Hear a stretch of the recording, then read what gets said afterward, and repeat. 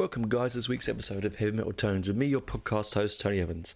I hope you enjoyed the interview I had last week with Son from the Iron Maiden Aces High tribute band. I'll say it again. Aces High, Iron Maiden tribute, Australian tribute band, now international as well, which is amazing. I'm really proud of it. I'm really. If you haven't listened to the episode, apart from me mucking up the name, go back and have a listen because it's a really good chat with her. Anyway, I thought we haven't done on the show for some time now a genre dive. We did a few back in the early days of the show when I was getting my feet into the podcasting universe, and I thought this time round we might do one of the most controversial of them, one of the sort of the widest subgenres attached to it, and one of the ones that I sort of I do love, but again, some people. It's very decisive, like derisive. Some people will derisive is the wrong word.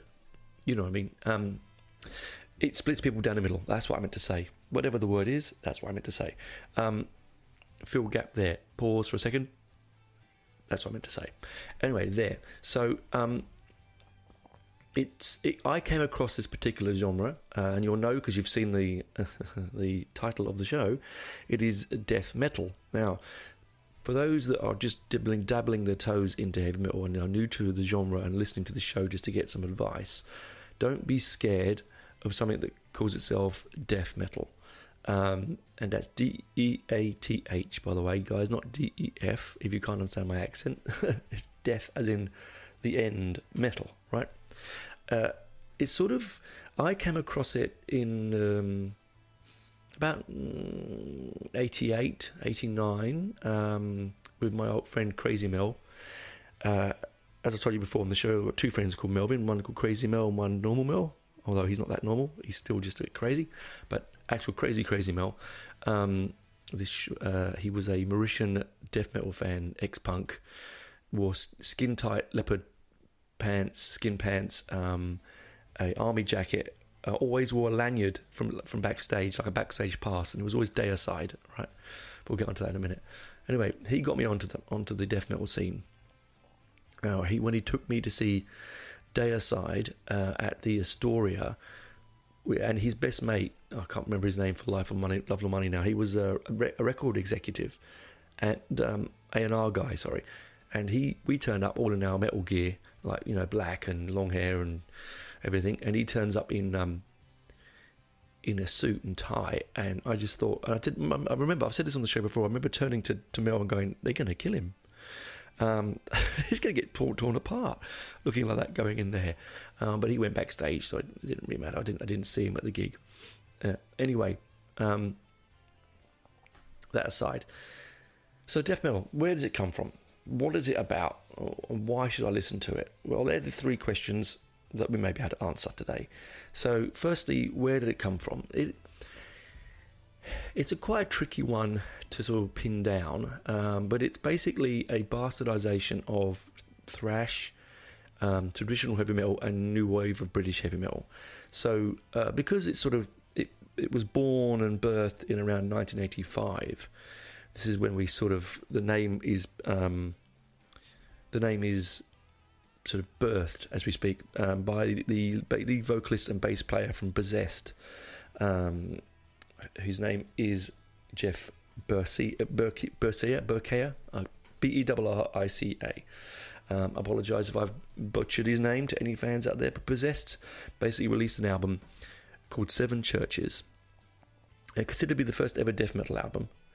And I actually generally think that's probably the case because it's the most raw, brutal of all of the early albums.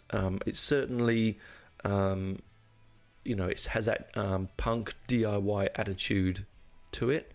Really, the cover, the artwork, the sound production, everything that you imagine with that sort of rawness of early new genre music. And it's Berrica, by the way, it just came into my head then, Jeff Berrica. Anyway, yeah, so everything you expect from that sort of sound, they took the sort of speed and aggression and sort of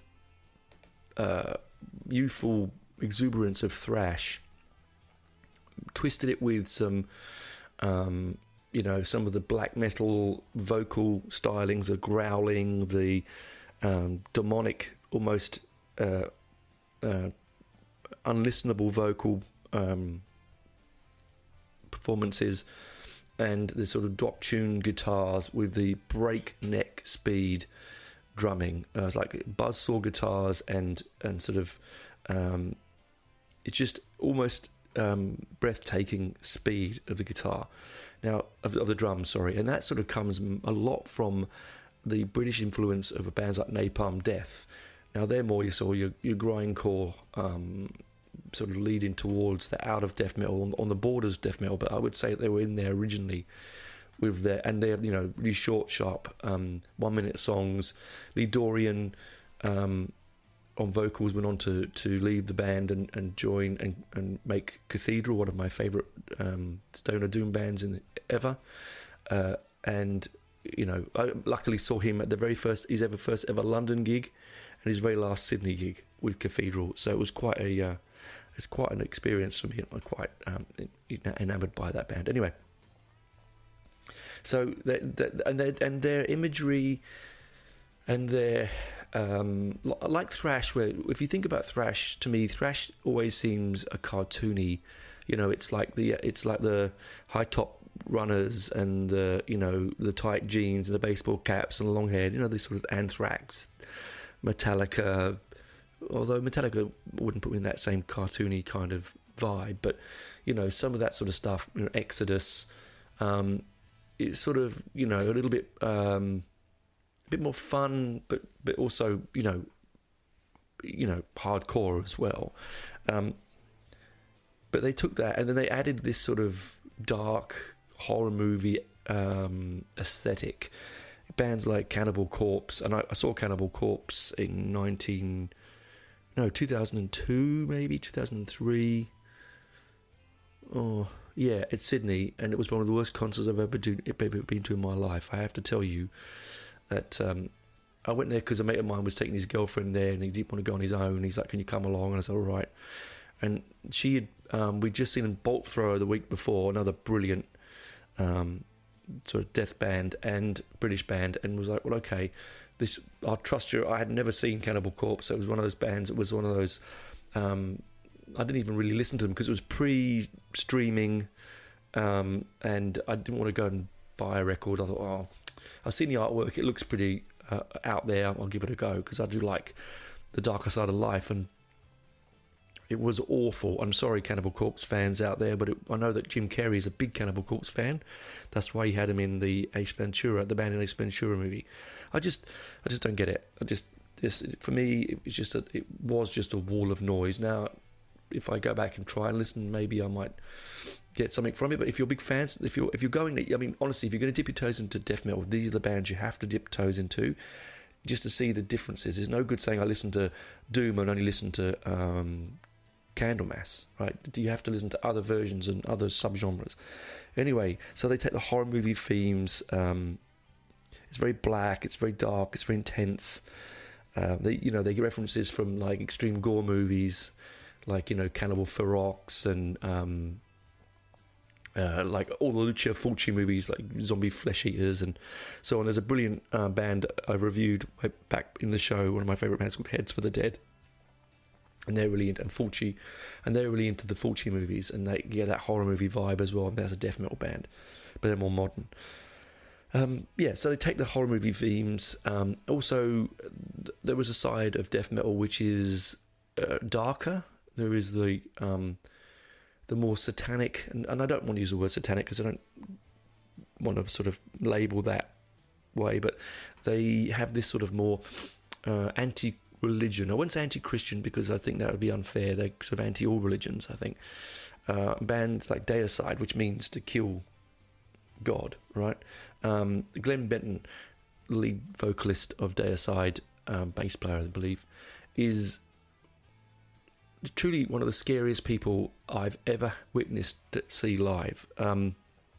He burnt an inverted cross into his forehead, and when I was, as I said before, when I saw them with my mate Crazy Mel and his mate, I can't remember his name of, there was because he's very into, like, well, wrong word, into. So the imagery is a lot to do with animal mutilation and violence towards animals and to humans.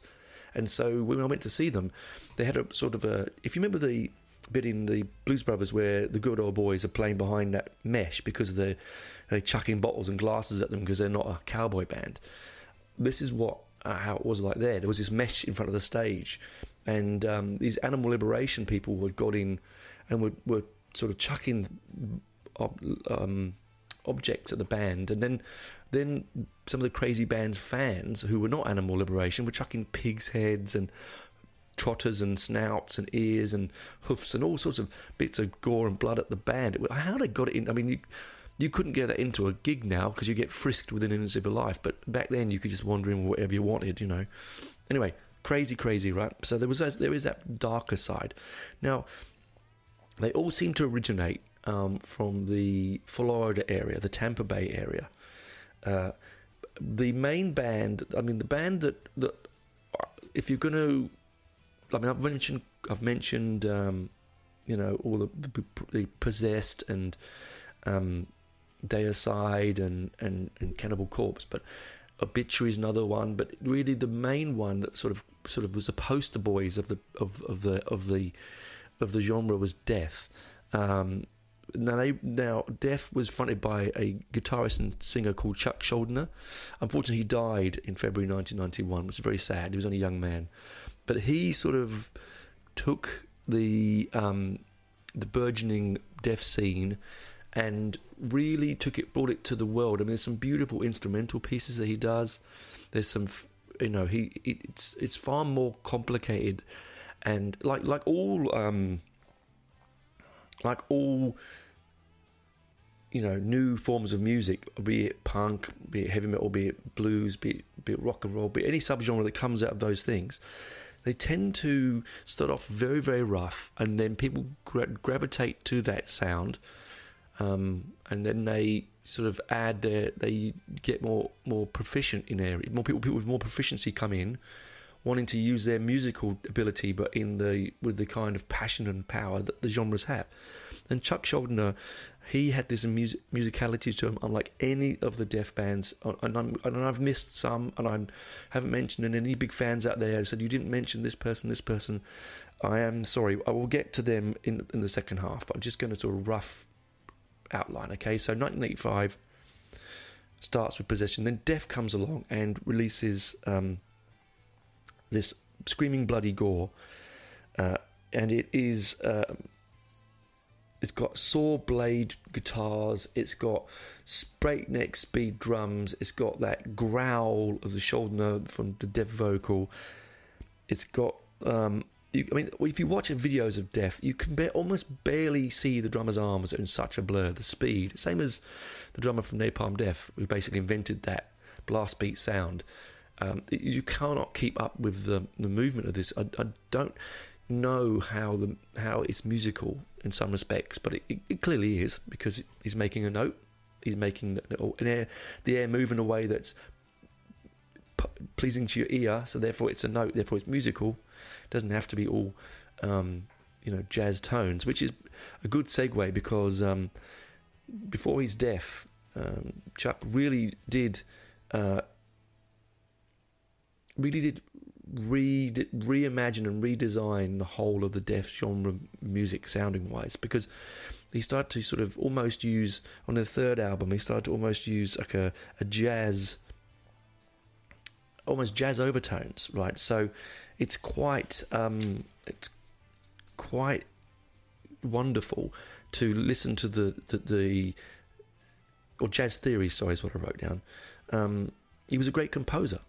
He really was. He was more than just an atonal screaming mess. He had this wonderful tonality to him. So when people say, "Oh, Tony, I can't cope with, I can't listen to death metal. It's too unmusical." Have a listen to Screaming Bloody Gore and the two albums after that, which I highly recommend. And they are Screaming Bloody Gore, 1987, Leprosy, 1988, and Spiritual Healing, which is the one in 1990, where it sounds like he's brought in some jazz overtones. Sadly, in 1991, Schuldiner did die of a brain tumour, which is really sad. And often there's a good documentary on him I believe, on Amazon Prime here in Australia. I'm not sure every platform it is, but it's a very, very good one, and I'd seek it out. I'll try and find the name of it. I can't remember off the top of my head. I'll put it in the show notes below. So, have a click and have a watch. But yes, and give his memory some kudos. Now, you see, before Chuck's sort of tinkering with the format, it was more your new album, had more in common with that. And the bands themselves were very much like the punk underground scene, which I really love. And the album, they had some real convergence, because they were only heard by tape swapping. So bands would swap tapes with each other. Oh, I've got this, I recorded this. Here, you listen to that. You listen to this. And it wasn't until they sort of all were converged on the Morrow Sound Studios in Tampa Bay, where the real center of the universe for death metal became. That's where it is. At the center was the Morrow Sound Studios in Tampa Bay, in Florida, and well, you name it, they've recorded there. Obituary, Necrophagia, Death, Possessed. I mean, the list goes on. There's so many that I can't really. Let me have a look. 1 second. Cannibal Corpse. I completely forgot they recorded there. I've got my notes on the floor, guys. So if you hear me go away from the mics, because I'm having to lean over because I've run out of space on my bloody table. Yeah, so it was predominantly an American genre for quite some time, but it didn't last that way for long, because when they started recording their albums and then getting out on record labels like Roadrunner, and Roadrunner is the main label, and then 1 second, let me just check this. Combat, Nuclear Blast, these are the labels that they were on. That's when they started to really sort of open up the world to hear their music, because then suddenly record stores around the world and metal lovers were desperate for new sounds, and to pick up, like me, I didn't know, and I was picking up Kerrang and NME, although NME in sounds that they don't really do a lot of metal, even though they were very much a new wave, new punk thing, but Kerrang, Metal Hammer, and some of those other sort of, to some extent, even Fangoria, the gore magazine, special effects makeup magazine I used to collect, because that was my business when I was younger, had often articles about death metal bands in, strangely. I don't know why, but they just did. I think because of the videos that were connected to them. And then the UK scene came along, and bands like Napalm Death and Carcass create these sort of new subgenres like grindcore, which we'll talk about another time. But the most impressive of the death scene outside of America was the Swedish. Would you believe it? The lovely, calm, relaxed, friendly Swedes. No, not Norway, not Finland, not Germany, not Poland, but Sweden, of all places. The place of meant to be the happiest place on earth to live, with the nicest people. I love Swedes. They're just so nice.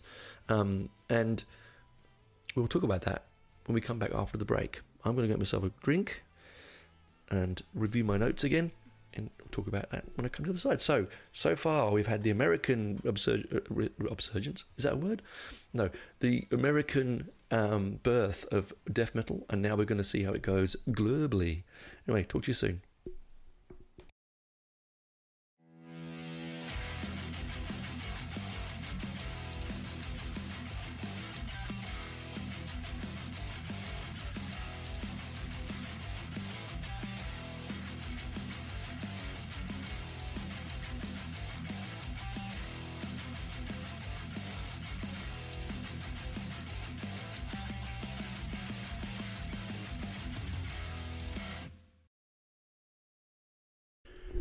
Well, welcome back, guys, to part 2 of the show. Sorry if my voice sounds a little off. I just made myself a cup of tea and had a little biscuit. And probably not really the most professional thing to do when you're recording, so I'm sorry about that, but I really needed a little snack. It helps me with the show. Nothing you don't need to know about that, but anyway. So, we're talking about international death acts now, so obviously Sweden wasn't the only place. I mean, it's everywhere around the world. Absolutely everywhere. The Australians do it. Every country has an amazing death metal scene. But back then, in around 1993, a band from Sweden produced an album that would change the sound of death metal forever and create a whole separate subgenre. As I said before, the death metal has so many subgenres attached to it, and we have with this one the new melodic death metal sounding subgenre. Typical Swedes. They would love you guys, and I was not going to go at you Swedish people, as I said before. I love the country, but very much the Swedish thing. Let's have it a bit laid back. We'll have the aggression, thank you, but we'll have it a little bit more tuneful, please. A little bit more. Let's have a little bit more jazz based in there. Nice. So, which band is it you're thinking? Who is it? Right. Well, it's At the Gates. Sorry, At the Gates. Rewind that. Entombed. Their third album, Wolverine Blues. They basically took that sound and the madness of Glenn Benton, all the aggression and speed of Chuck Schuldner's death, all the absurdity of Napalm Death, and the darkness and the anger of Morbid Angel and Obituary, and made it their own. Added sort of buzzsaw guitars, so called so because it sounds like you're cutting down a tree. Apparently, is what one of the reviews said. It is more easier on the ear in a strange way. So those that are looking to enter the death metal genre to see whether they like it or not, instead of going to straight to weird things like tech death and prog death and all that sort of stuff, go to the melodic ones with the Swedes. If you jump in at Sweden, go to bands like, as I said, sort of Entombed, At the Gates, Haunted, and Witchery. All I saw, I mean, we went to Benji and I went to was a fantastic gig at the Basement here in Canberra with At the Gates, Witchery, and Haunted. It was like the triple kill bill, it was called, and it was unbelievable. I didn't rate At the Gates their performance, but again, that was just me at the time. I'd had a rather bad accident, a work-based accident, and so I wasn't doing my normal thing where I'm at the front and getting involved. I was a bit more laid back and sort of just in case, I'd just come out of the cast, so I was a bit kind of didn't want to get involved. Probably in hindsight, if I did my normal due diligence and stand at the front next to the speaker, I probably would have enjoyed it more. Maybe, I don't know. I remember being at the back more for At the Gates. But Witchery and Haunted were brilliant. When Witchery did their version of Nosferatu, I've got a great photograph of the lead singer. He's like 6'8", corpse paint. There's me standing next to him, and I'm not a short man, but I look tiny next to him, having a beer. It's very nice. He signed my Witchery flag that I got at the gig with a half-naked nun on it. Hilarious. Very good flag, actually. I really love it. I must put it up one day. It's just that it might offend if I put it in the house. Who knows? Anyway, so the Swedes break this fantastic melodic death sound, and they sort of birthed it to the world, and then people were listening, going, "Oh, I could probably sell." I mean, it sounds cynical, but I could sell more records if I don't sound like Deicide. You know, like if I don't offend, but if I can make this kind of aggression but still sell records. The melodic death metal subgenre is probably the easiest, as I said, to get into. Here are a few names of bands that you might want to try and listen to if you're looking for your melodic stuff. So In Flames, they're from another Swedish band from Gothenburg. Gothenburg, not Gutenberg. Gutenberg's an actor, isn't he? Steve Gothenburg. Children of Bodom, Arch Enemy, Soilwork, Black Dahlia Murder from the States, At the Gates, which I mentioned, Avatar, which are coming soon actually to Australia. I'm not going, my colleague is. Yeah, there's quite a few. So you can find them if you just Google melodic death, you know, or and that sort of side of it is the entry level. You might then go, oh, well, can I go deeper than melodic death? You could then try technical death. Now, technical death is not progressive death, interestingly. You'd think it'd be the same thing, because usually they are. No, it's about string skipping on the guitar. It's got complex bass lines, blast beat drums, jazz fusion, as well as thrash and mixed in. They're inspired by bands like Megadeth, Slayer, Voivod, Creator, Dark Angel, Coroner, Watchtower. And the main bands that sort of sitting around the that you might know are technical death bands are one of the best of the lot is Nile. Nile have been around since 1993. In fact, they played in Australia recently. Brilliant technical death band. Psychroptic, the fantastic, I think they're a Sydney-based band. The wonderfully named Gorguts. Ulcerate. I mean, these are names that we're not going to forget, are you? Atheist, Cynic, another one of my favourites actually. I mean, there's so many of them. I'm flicking through and I find ones that you might. Thy Art Is Murder, again, probably a bit easier to listen to, and easier to find actually on most. And Gojira, of course, probably one of the world's most known technical death band. There's also progressive death. Okay, so that leads on to a different genre, because progressive death is a bit more. It's not. I mean, it's similar to technical death. So I mean, because it merges the brutality of death metal with the nuances of progressive metal, music, rock, and the bands that are sort of the most well known are bands like, and I've mentioned them on the show before, the Melbourne band, probably the best progressive metal band in the world, which is Neo Obliviscaris, and then you've got, of course, Opeth. This. I mean, Gojira is almost in that Meshuggah, or in that subgenre, in that genre as well. I mean, there's so Oblivion, Sadus, Nocturnus, Therion, Morbus Chron, some of the bands I would listen to. Particularly, if you want to get into it. I mean, the progressive death scene is mainly sort of like, can you imagine Neo Obliviscaris is like two vocals, one clean, one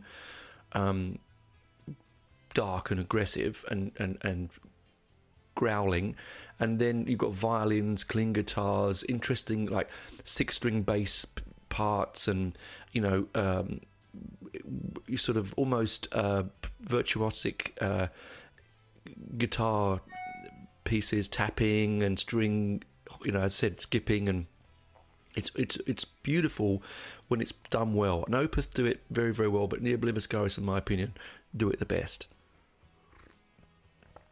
Sorry, dipping in my tea.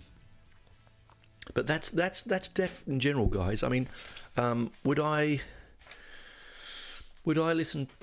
Would I recommend it? Yes, I would. What's my feeling of it? Well, I grew up listening to the early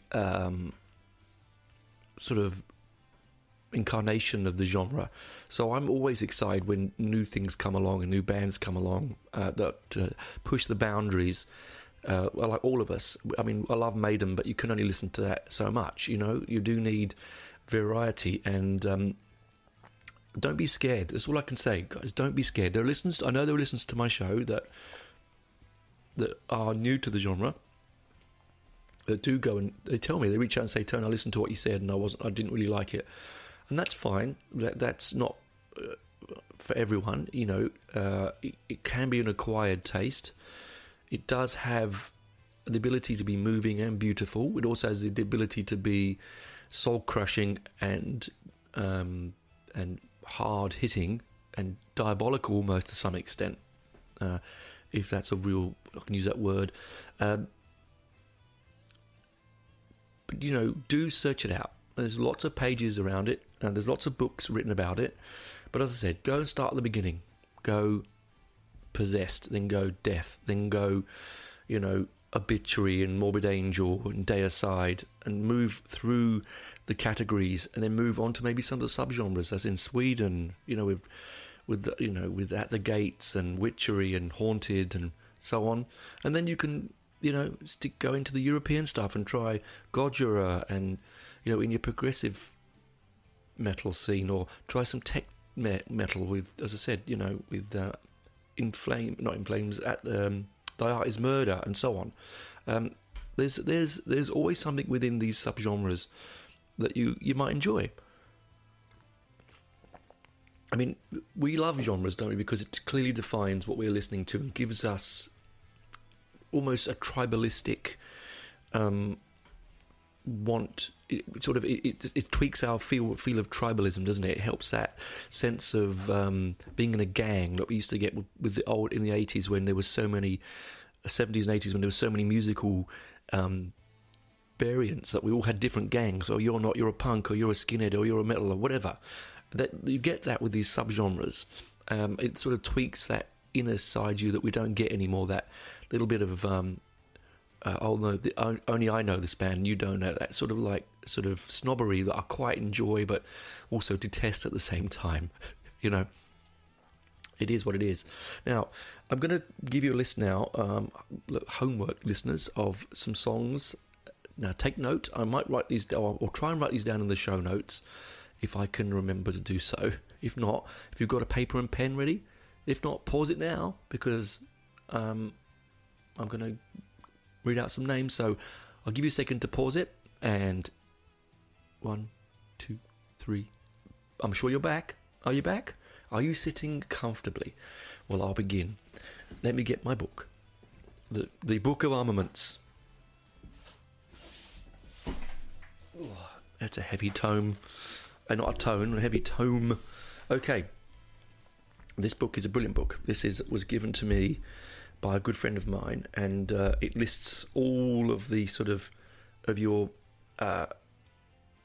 necessity, the songs that you must listen to in each of the genres. A really brilliant book.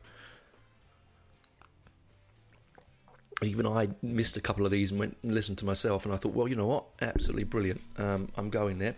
So, here we go. These are not in any particular order, by the way, guys. I'm not saying listen in this order, but this is probably the order you should listen to, because this is the order where they'll sort of fall in their genre years. Okay, so Possessed's Pentagram, that's from the Seven Churches album, the 1985 Seven Churches album. Brilliant, as I mentioned. Death, Spiritual Healing, I mentioned that before as well. That's from the 1990s album Spiritual Healing. That's the more jazz infusion. Now, don't get scared by that. Heavy metal people, jazz is a beautiful thing, but I'm really stretching the friendship here by saying jazz. Obituary's Internal Bleeding, from Slowly We Rot, 1989. Morbid Angel's Immortal Rights, one of my favourites, from Altars of Madness in 1989. Then we get to Deicide. Ooh, now this one I would probably come up with a long run. Dead by Dawn, their eponymous album in 1990, Deicide, and that's the tour I saw them on. I'm sure it is. I'm sure it's 1990. Either way, it was pretty bloody amazing. I remember. And then Entombed, as we said, Entombed. Now they sort of really changed the sound, didn't they? Left Hand Path, the Left Hand Path, 1990s. All, if you notice, 80s and late 80s, early 90s. Huh?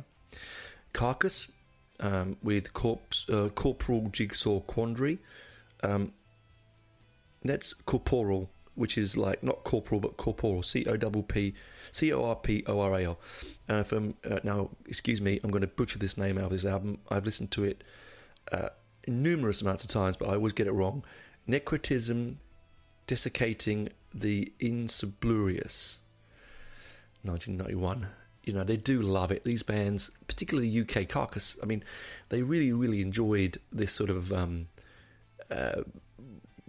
almost, because I think if I remember rightly, they were medical students. I'm sure. I might be wrong there. Immolation, Those That Left Behind, Dawn of Possession, 1991, the album. Bolt Thrower, the brilliant Bolt Thrower. What Dwells With from War Master, 1991, brilliant album. That one is one of those ones you should definitely underline. If you're listening carefully and writing this down, underline that one. And back to Entombed again with Twisted Mass of Burnt Decay from Mental Funeral, 1991. A Cannibal Corpse. Okay, look, I've put a Cannibal Corpse song in here because, listen, I had to, didn't I, really? I've talked about them. I don't want to diss them. They're not my kind of thing, but the song is Hammer Smashed Face, Tomb of the Mutilated, 1992. Anyway, Gorguts, the brilliant Gorguts. Now, they are an album, they're a band that are they do split the room, literally. The Erosion of Sanity from their album The Erosion of Sanity in 1993. That's a song that takes a little while to grow on you, but once you've had it in your head for a while, you won't forget it. And that, my friends, is a Tone's Promise. Not that means anything, but it's a Tone's Promise. And then we get into At the Gates, Slaughter of the Soul from Slaughter of the Soul, 1995. Yes, the Swedes at their best, I think. I know that Entombed, but Swedes at their best in this particular track.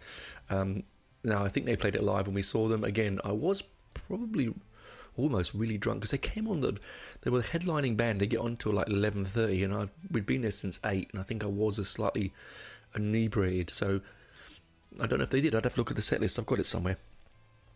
And then of course you've got Meshuggah for Future Breed Machine, from the album Destroy, Erase, Improve, 1995. And Meshuggah again is one of those bands that people absolutely love. I don't enjoy them that much. They're not my thing. I saw them at Download, Soundwave, and I don't know. It just seems a bit like Kill Switch Engage for me. It's a bit. Shouldn't we say that? Should I? Yeah, I'm gonna. It's a bit middle of the road blandy for me. But if you're gonna listen to things like Deicide, then you go to Meshuggah. It's a little bit easier listening. No, it's not easy listening, but you know what I mean. Then we've got Dying Fetus. Now there's a name and a half. Be careful when you're googling that at work. Praise the Lord, Opium of the Masses from Destroy the Opposition in 2000. Again, we're now hitting the new millennium, and the songs are getting a little bit more technical, a little bit more clean, a little bit more well produced, a little less DIY. Then we get to In Flames, again a part of that sort of Swedish sort of attack on the genre, and Bullet Ride from the album Clayman, the year 2000. And then we get really deep in here. This is one of my favourites, one of my mates' favourites. I've seen them several times, and every time I see them, I always think they're more black metal band, but they are a death metal band, which is, sort of, I think they play in that sort of genre a bit like Behemoth does, sort of. Children of Bodom with the song Six Pounder from the album Hate Crew Death Troll in 2003. Again, sort of, if you like your death metal darker and blacker, then certainly hit Deicide or Children of Bodom. And now we're getting to the more technical stuff. Here we go, as I mentioned before, Nile. Now this one here, this is an interesting name. Masturbating the War God.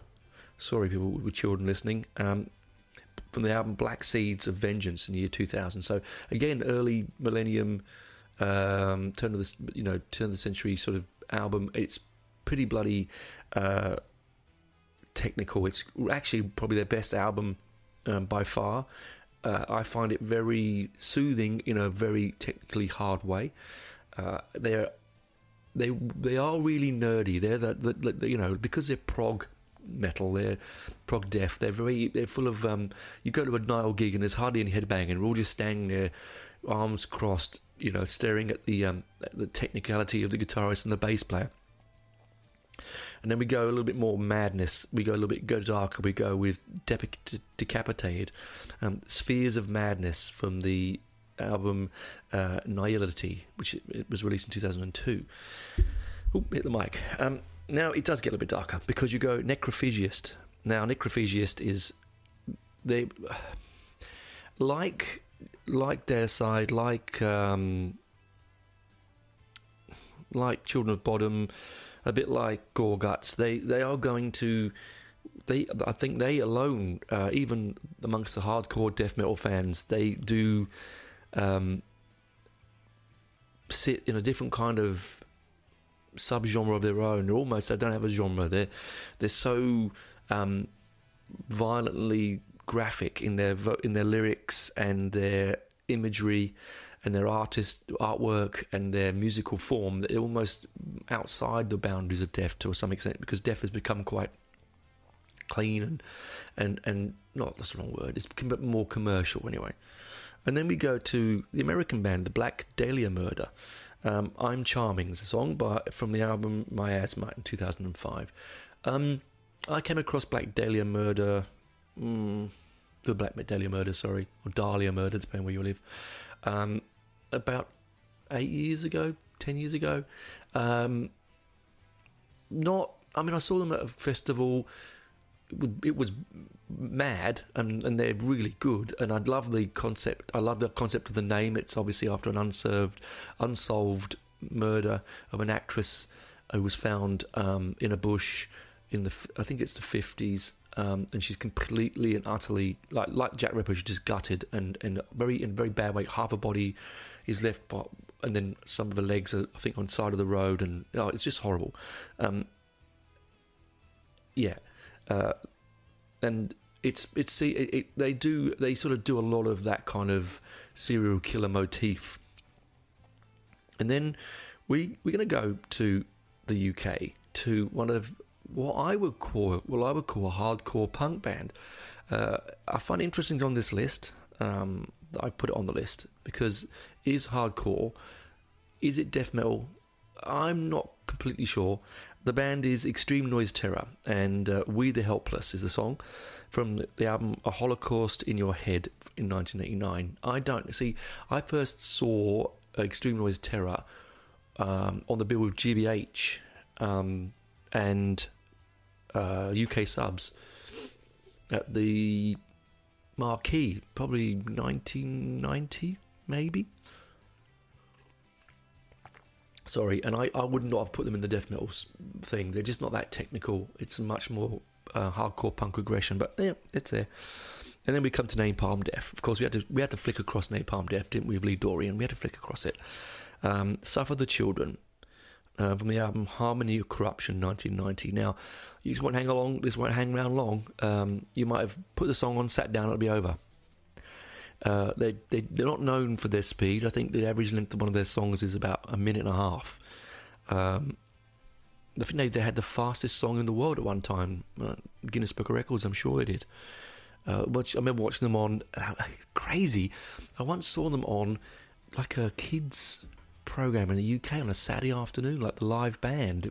They were talking about underground cultures or bands or something. They were being sort of hip and trendy, and I don't think they knew what they'd booked, because they came on and they just went, and it was over. And I'm sure that the producers were like, what? I don't remember who booked this one. Anyway, they're back out again, so well listen to them. Again, don't need a lot of time for them. And finally, we come to the end. We've got another wonderful band name with a really quite tragic track name, but also probably their best song that they've ever made, and that was a band called Pig Destroyer. All right, and the song is called Piss Angel. Very nice, eh? Something you take home to your mum and dad, band members like that, isn't it? Prowler in the Yard, 2001, the album came out. Again, for me, they sit in the same almost pocket subgenre as Deicide and Repulsion and Necrophagia and Cannibal Corpse and Gore Guts. They're where they sit there. They sit in that almost absurdist kind of horror movie stuff. And just one at the end, because I really like the name of it, and I have got to get you to listen to this. And this is Agoraphobic Nosebleed. What a great name for the band, eh?